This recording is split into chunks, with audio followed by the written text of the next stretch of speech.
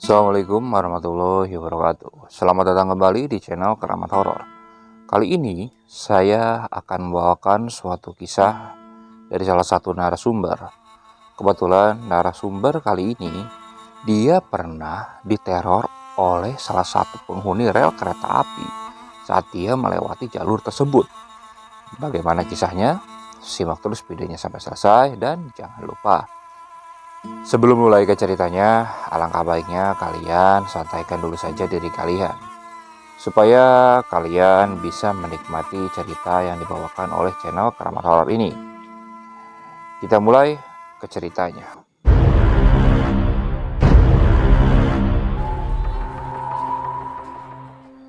Siang itu saya mendengar kabar bahwa ada salah satu saudara saya yang meninggal dunia. Saudara saya tersebut tinggal berdekatan dengan desa saya. Kebetulan rumah saudara saya ini jaraknya tidak terlalu jauh dari rel kereta api.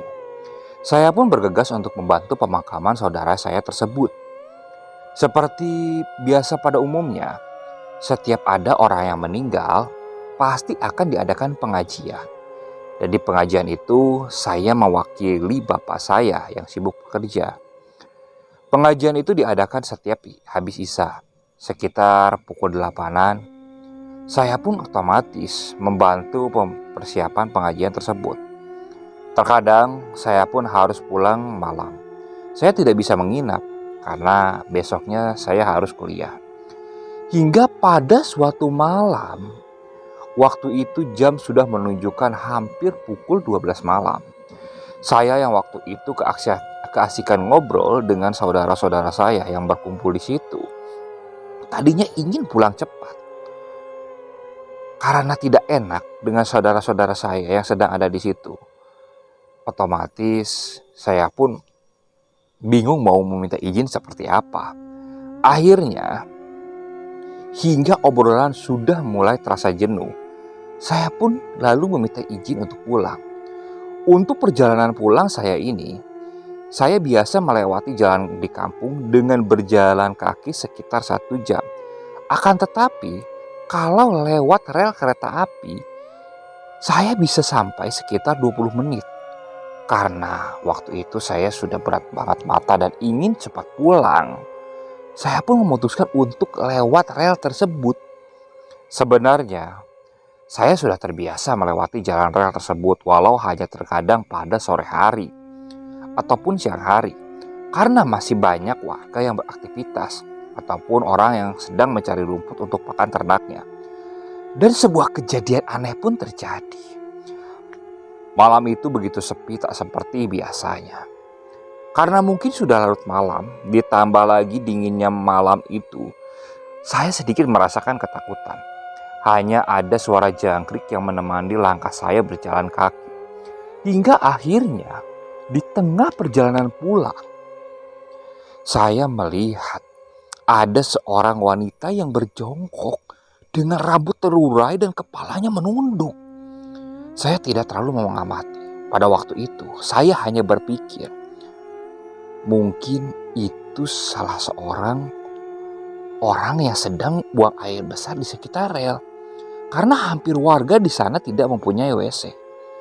Setelah saya melewati si wanita itu dengan sedikit rasa penasaran, saya coba menengok ke samping. Kebetulan waktu itu jarak saya dengan si wanita itu sekitar 3 meteran. Sepertinya saya gak kenal, tapi kayak gak asing, bisik saya dalam hati. Biasa dalam berjalan di rel kereta api, saya harus selalu waspada menengok ke belakang karena takutnya ada kereta api yang lewat. Baru setelah saya berjalan kurang lebih 5 meteran, saya coba tengok kembali sambil menengok ke belakang. Mungkin saja ada kereta api yang lewat. Ternyata si wanita itu mengangkat wajahnya dengan agak sedikit membusungkan badannya. Apa yang saya lihat? Wajah dengan penuh darah, rusak, mata yang hampir keluar, dan kaki si wanita itu tidak ada. Jujur, waktu itu saya langsung merinding. Seketika badan saya seperti tidak ada tulangnya. Jantung saya kayak mau copot, lemes, dan terasa berat buat saya untuk melangkah. Dan akhirnya dengan sisa tenaga dan yang tadinya mata terasa ngantuk berat, tiba-tiba jadi melotot. Dengan langkah susah payah, sampailah saya di tempat di mana jalan menuju desa rumah saya. Dan beberapa menit kemudian, saya melihat lampu jalan sudah kelihatan jelas. Itu tandanya saya sudah dekat dengan jalan menuju rumah saya. Saya lalu melangkahkan kaki dengan cepat. Untungnya saya tidak pingsan di rel. Kalau pingsan bisa berabe. Setelah saya sampai di rumah, saya teringat jelas di pikiran saya hingga pada akhirnya saya ingat kalau itu ternyata adalah wanita korban kecelakaan yang belum lama ini. Saya baru ingat si wanita itu korban kecelakaan dengan kaki yang putus dan wajah yang rusak. Kebetulan juga saya waktu itu menolong si wanita tersebut. Pada waktu kecelakaan itu, saya yang ngumpulin batok kepalanya sampai mata kakinya yang lepas. Dan beberapa bagian lain. Saya ingat baju dan tempat si wanita itu menampakkan tepat di mana si wanita itu tergeletak waktu terseret oleh kereta api. Aduh, saya tak mau berpikir panjang lagi. Saya langsung tertidur saja malam itu. Besok malamnya, saya pun harus tetap ikut pengajian saudara saya ini. Dalam perjalanan pulang, supaya tidak terlalu takut, waktu itu saya mengajak adik saya. Soalnya jujur saja, saya pasti akan lewat jalan tersebut kembali. Jadi untuk menghindari hal-hal yang tidak diinginkan, ya biar saya bisa berbagi ketakutan dengan adik saya. Saya ajaklah adik saya ini.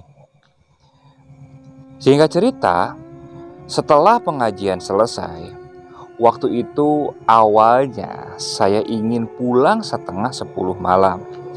Namun, karena sesuatu hal, otomatis saya tidak langsung pulang. Karena terus diajak ngobrol oleh saudara saya. Ya sekitar pukul 11-an barulah saya bisa mulai pulang. Saya bergegas untuk pulang dari kampung itu. Dan ternyata benar saja, daerah di kampung tersebut sudah sepi.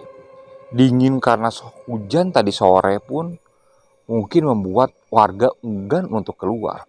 Hanya ada suara jangkrik dan kodok saja yang meramaikan suasana. Di perjalanan pulang, saya berusaha memantapkan keberanian saya. Karena kebetulan ada adik saya. Krek, krek. Ada suara di balik pohon pisang di samping kanan. Dengan jantung deg-degan, saya pun coba menengok ke samping kanan. Sedangkan adik saya ini berada di samping kiri saya. Ada suara tikus atau bajing kayaknya, Jik. Sahut saya waktu itu coba beragak berani di depan adik saya. Adik saya yang waktu itu langsung mengambil batu untuk melempar batu tersebut ke arah pohon pisang dengan memandang tajam. Posisi saya berada di belakang adik saya. Adik saya waktu itu bukan orang penakut. Katanya dia sering melihat penampakan.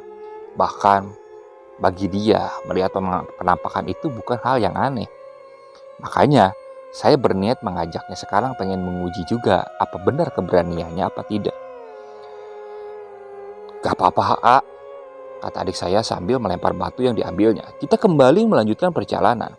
Dan beberapa menit kemudian, terdengarlah suara.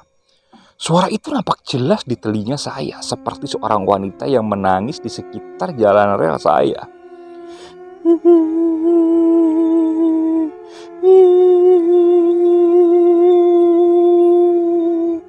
Suara tersebut lebih mirip seorang wanita yang menangis merintih kesakitan.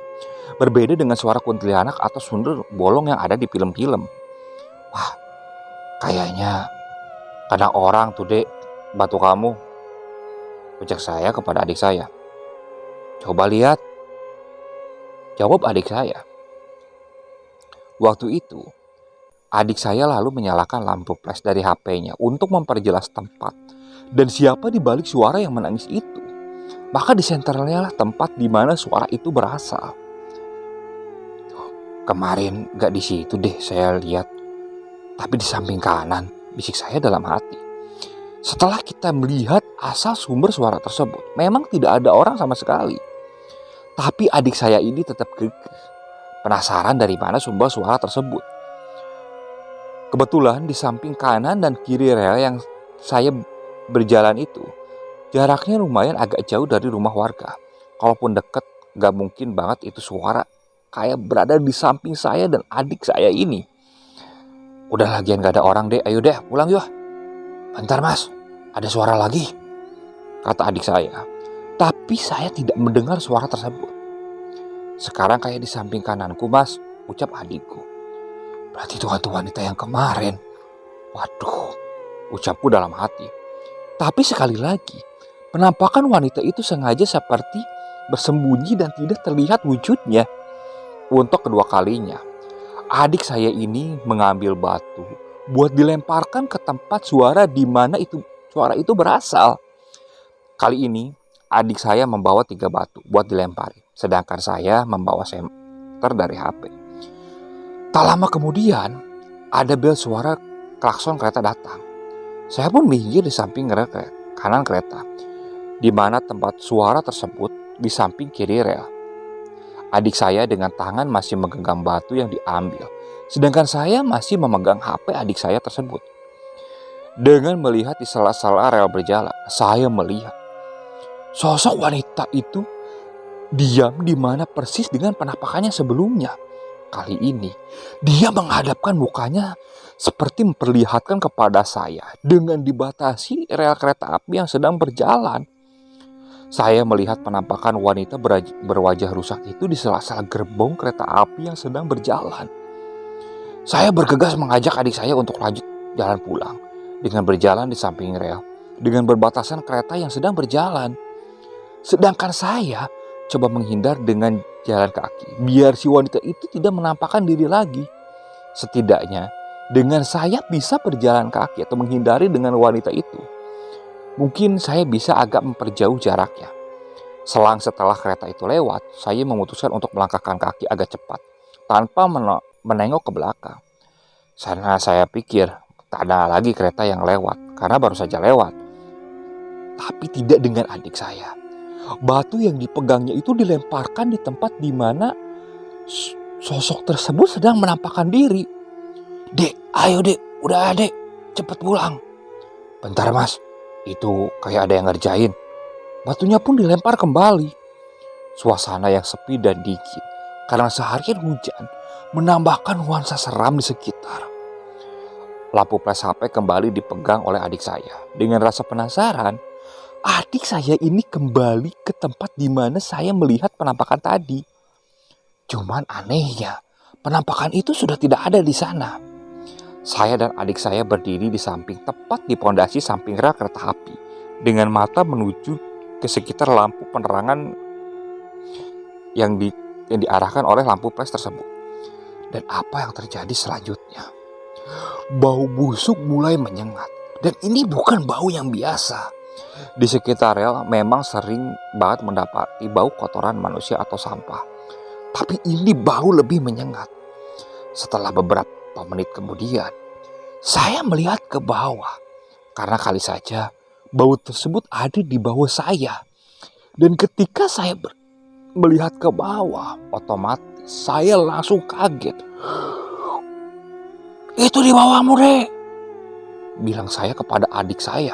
Adik saya dengan refleks langsung mengarahkan lampu flashnya ke kakinya. Penampakan makhluk itu pun muncul tepat di bawah adik saya berdiri. Pondasi itu tinggi sekitar 2 meteran. Saya yang lihat kontan saja kaget sambil memegang tangan adik saya dan langsung menariknya untuk berlari. Wajahnya yang semakin jelas ditambah disinari dengan penerangan lampu flash. Benar-benar saya melihat wajah yang rusak, berlumuran darah, baju yang robek, dengan menghadap kita berdua, dan tangan si makhluk itu seperti mau naik ke pondasi bantalan rel. Kita pun waktu itu berlari sekencang mungkin. Karena jujur saja, saya sangat ketakutan waktu itu. Setelah berlari cukup kencang, akhirnya kita sampai di rumah. Setelah sampai di rumah, cepat-cepat saya membersihkan diri dan langsung tertidur. Besok malamnya, saya berencana untuk pergi pengajian dengan menaiki motor. Memang jaraknya agak memutar kalau lewat di jalan desa. Tapi saya pikir daripada melihat hantu penampakan wanita tersebut itu lebih baik. Nah, dalam perjalanan berangkat, saya tak menemukan hal yang ganjil karena suasana desa habis sholat isya itu masih ramai. Saya hanya menyeberang rel karena saya berangkat sendiri. Adik saya waktu itu tidak mau ikut karena sedang ada acara bersama teman-temannya. Nah, ketika pukul 9 malam setelah selesai pengajian, saya langsung pamit pulang tanpa pikir panjang. Saya lewat jalan desa buat menghindari dari penampakan hantu si wanita tersebut. Tetapi untuk jalan pulang ini saya tetap harus melewati bawah rel kurang lebih 200 meteran dari rumah saudara saya ini. Setelah saya jalan agak jauh, saya merasakan ban belakang motor saya kempes. Hal yang parah ucapku yang waktu itu ketika mengecek ban belakang motor saya. Saya lalu memutar balik motor saya. Loh, kok balik lagi? Tanya bude saya. Kayaknya bannya bocor, bude. Jawab saya dengan menutur motor. Dah, tinggal saja di sini ditambal besok sama om kamu, kata bude saya. Dengan pasrah, saya pun harus terpaksa menitipkan motor saya ke bude. Dan saya pun terpaksa ngomong ke bude kalau minta diantar karena jalan kaki sendirian. Alasan saya capek karena tadi siang sibuk kuliah. Akhirnya saya pun disuruh menunggu sampai pukul 10 lebih untuk diantarkan oleh om saya. Kebetulan saudara saya ini pulang kerja dari pabrik sekitar pukul 10-an. Setelah lebih dari 1 jam saya menunggu, datanglah saudara saya ini. Saya lihat jam sudah menunjukkan pukul 10 lebih 25 menit. Dan datanglah om saya ini. Waduh, kok pulang malam banget ini, ucapku dalam hati. Udah, kamu bawa aja motornya, nanti om pakai motor kamu, biar nanti om yang ketambal, ucap om saya sambil ngasihin kunci. Oh ya udah tuh om, aku jalan dulu, ucap saya. Dalam perjalanan pulang, otomatis sudah terbayang di bawah rel yang jaraknya sepanjang 200 meter itu. Udah terbayang sesuatu yang sangat menakutkan. Ditambah penerangan di bawah tersebut hanya ada 3 penerangan bohlam lampu dari warga. Saya pun pasrah pulang dengan menaiki motor milik om saya. Setelah hampir setengah perjalanan di jalan kecil di bawah rel, saya mengalami kejanggalan lagi. Di mana ada sesosok bayangan di sekitar lampu tepat di depan saya naik motor. Dalam hati saya waktu itu, kenapa ada bayangan tapi gak ada sosok manusia yang lewat? Dengan sedikit merinding, saya coba menguat-nguatkan mental. Saya pun melihat ke samping kanan. Apakah saya juga ada bayangan? Saya pikir kalau waktu itu ada makhluk di depan saya karena posisi bayangan itu sama dengan bayangan saya, pasti sosok itu terlihat.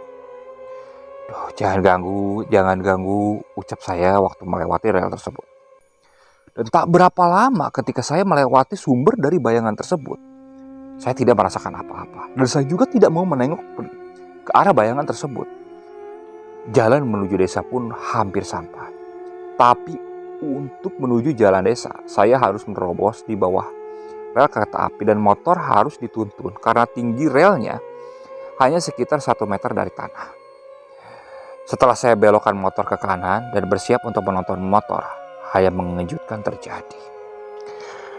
Bagaimana tidak, penampakan wanita yang wajah hancur tersebut terlihat sedang duduk di sekitar besi jembatan rel dengan wajah yang rusak sambil menunduk serta rambutnya terurai. Dan sosok wanita itu tidak mempunyai kaki. Jarak saya dengan dia persis di atas saya. Tidak ada 1 meteran. Perasaan shock, jantung mau copot, dan rasa takut campur aduk. Di situ saya tinggalkan motor dan langsung berlari kembali ke rumah saudara saya. Sampainya di rumah saudara saya gedor rumah saudara saya tersebut. Duh, kenapa? Ucap bude saya. Bude, maaf, saya lihat penampakan wanita yang kecelakaan.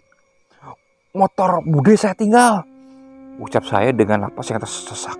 Tak lama kemudian, Bude dan om saya pun langsung ke tempat di mana saya melihat penampakan tersebut. Tentunya dengan mengambil motor yang saya tinggal. Akses jalan menuju rumah saudara saya tersebut hanya ada 3 rumah, jadi sepi sekali.